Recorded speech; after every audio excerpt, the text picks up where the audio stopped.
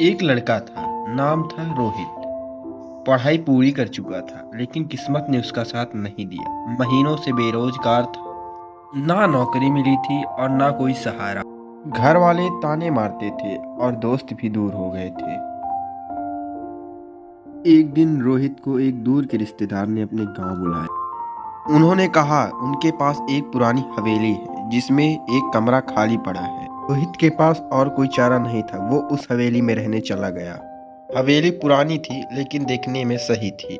लेकिन जैसे ही रोहित ने एक कदम अंदर रखा, उसे अजीब सी ठंडक महसूस हुई। दीवारें सीलन से भरी थी और हवा में अजीब सी बू थी, जैसे कोई चीज सड़ रही हो। रोहित सो तो जाता है, लेकिन उसे नींद में किसी औरत के रोने की आवाज सुनाई देती है। वो धीरे धीरे कराह रही थी, जैसे बहुत दर्द में हो। रोहित समझा शायद सपना देख रहा है और वो फिर सो गया। दूसरी रात वही आवाज ज्यादा पास से आने लगी।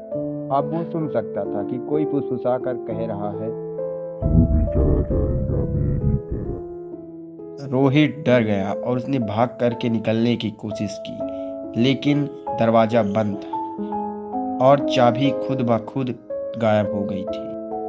अब डरा सहमा रोहित जाकर फिर सो गया।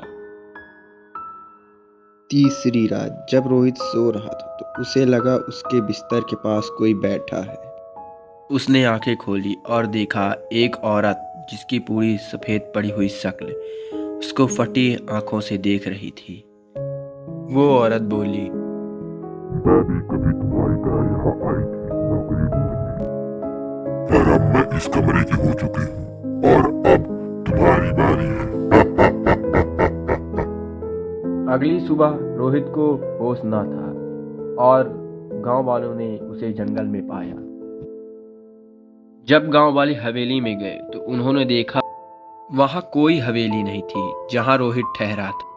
वहां तो सिर्फ जला हुआ मलबा था और उस मलबे के नीचे एक डायरी मिली जिसमें लिखा था, यह कमरा अब कभी खाली नहीं रहता।